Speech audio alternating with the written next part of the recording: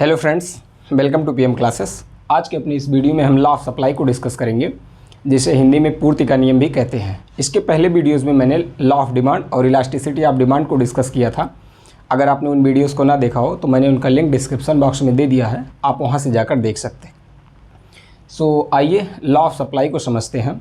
इसे हम एक बहुत ही बेसिक एग्जाम्पल के थ्रू समझेंगे। सपोज़ कीजिए कि आप एक प्रोड्यूसर हैं और आप मार्केट में कपड़े की सप्लाई कर रहे हैं। मार्केट में कपड़े की जो प्राइस है वो 100 रुपये है और 100 रुपये की प्राइस पर आप कपड़े की 10 यूनिट को सप्लाई कर रहे हैं। अब मान लीजिए कि कपड़े की प्राइस 100 रुपये से बढ़कर 200 रुपये हो गई है और आपके पास ये अपॉर्चुनिटी है कि आप कपड़े की सप्लाई बढ़ा सकते हैं, तो आप क्या करेंगे? आप बिना किसी झिझक के कपड़े की सप्लाई बढ़ा देंगे, क्योंकि आप अधिक से अधिक पैसे अर्न करना चाहेंगे। मतलब आप अपनी प्रॉफिट को मैक्सिमाइज़ करने के लिए कपड़े की सप्लाई बढ़ा देंगे। तो आइए इसी एग्जांपल के थ्रू इसे समझते हैं। हम कपड़े को सी से डिनोट करेंगे और प्राइस ऑफ सी मतलब प्राइस ऑफ क्लोथ जब मार्केट में 100 रुपये है तो आप कपड़े की 10 यूनिट की सप्लाई कर रहे हैं। अब सपोज़ कीजिए कि कपड़े की प्राइस 100 से बढ़कर 200 हो गई, तो आपने सप्लाई को भी 10 यूनिट से बढ़ाकर 20 यूनिट कर दिया। क्यों? Because you want to maximize your profit. आप अधिक से अधिक प्रॉफिट अर्न करना चाहते हैं।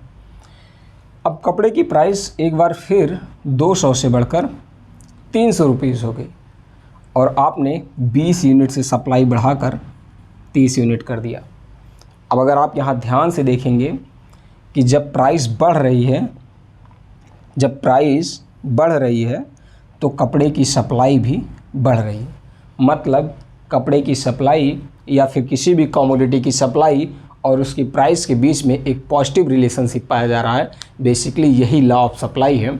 लॉ ऑफ सप्लाई कहता है कि there is a positive relationship between the price of the commodity and the quantity supplied of the commodity. किसी भी वस्तु की कीमत और उसकी सप्लाई की जाने वाली मात्रा के बीच में एक पॉजिटिव रिलेशनशिप पाया जाता है। आइए इसी चीज़ को हम एक ग्राफ के थ्रू समझते हैं कि लॉ ऑफ सप्लाई का ग्राफ कैसा होता है और ये कैसे काम करता है। So let's see, this is our X axis and quantity of C commodity. C मतलब क्लोथ्स, कपड़ा जिसे मैंने माना है उसको हम यहाँ डिनोट करेंगे। This is Y axis and price of C commodity मतलब कपड़े की प्राइस को हम यहाँ डिनोट करेंगे। कपड़े की प्राइस है 100 रुपये, 200 रुपये एंड 300 रुपये और जो क्वांटिटी सप्लाइड है वो है 10 यूनिट, 20 यूनिट एंड 30 यूनिट। जब कपड़े की प्राइस 100 रुपये थी तो एज अ प्रोड्यूसर आप कपड़े की 10 यूनिट को मार्केट में सप्लाई कर रहे थे।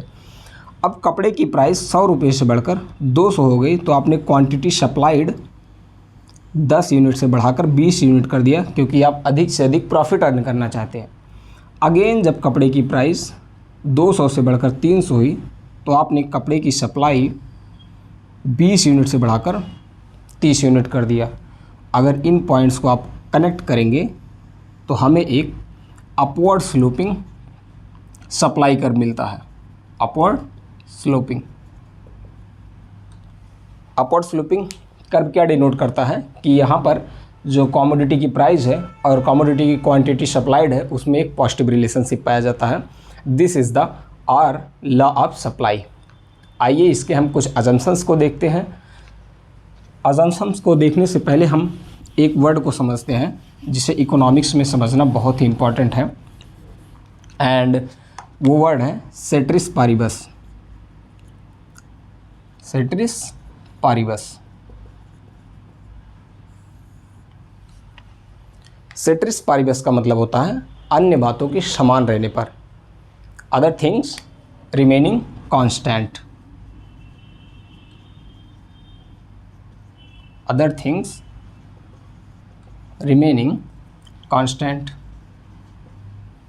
जब हमने लॉ ऑफ डिमांड को डिस्कस किया था तो हमने कुछ बातों को कांस्टेंट माना था। उसी तरह लॉ ऑफ सप्लाई को डिस्कस करते समय कुछ बातें समान होती हैं या कुछ बातें कांस्टेंट होती हैं जिनमें किसी भी प्रकार का कोई चेंजेस नहीं होता, उन्हें हम सेट्रिस पारिबस के अंतर्गत देखते हैं या फिर जिसे हम अजम्पशंस कहते हैं, उसके अंतर्गत देखते हैं। आइए कुछ अजम्पशंस को हम देखते हैं।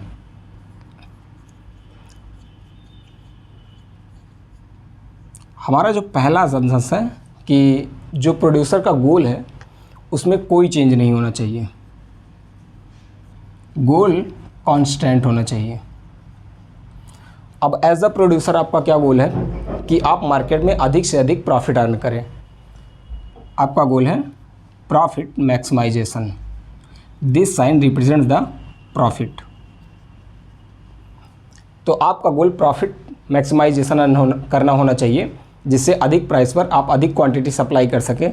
अगर आपका गोल बदल के वेलफेयर का हो जाता है तो हो सकता है आप कम प्राइस पर भी अधिक क्वांटिटी को सप्लाई कर सकते हैं, इसलिए उस स्थिति में ये लॉ मान्य नहीं होगा। और second assumption is factors of production जो हैं, फैक्टर्स ऑफ प्रोडक्शन की जो प्राइस है वो कांस्टेंट होनी चाहिए। अब फैक्टर्स ऑफ प्रोडक्शन क्या होता है? There are 4 factors of production: labour, land, capital and entrepreneurial. इनकी जो प्राइस है उनमें किसी भी प्रकार का कोई चेंज नहीं होना चाहिए। ये थे हमारे 2 अजम्पशंस। आइए हम कुछ अजम्पशंस को और देखते हैं। और third assumption is techniques of production में कोई चेंज नहीं होना चाहिए। टेक्निक्स ऑफ प्रोडक्शन कांस्टेंट रहना चाहिए। अब टेक्निक्स ऑफ प्रोडक्शन क्या होता है? हम प्रोडक्शन करने के लिए जिस तकनीकी या जिस विधि का उपयोग करते हैं उसे ही टेक्निक्स ऑफ प्रोडक्शन कहते हैं। एंड इकोनॉमिक्स में there are 2 types of techniques of production. The number 1 is capital intensive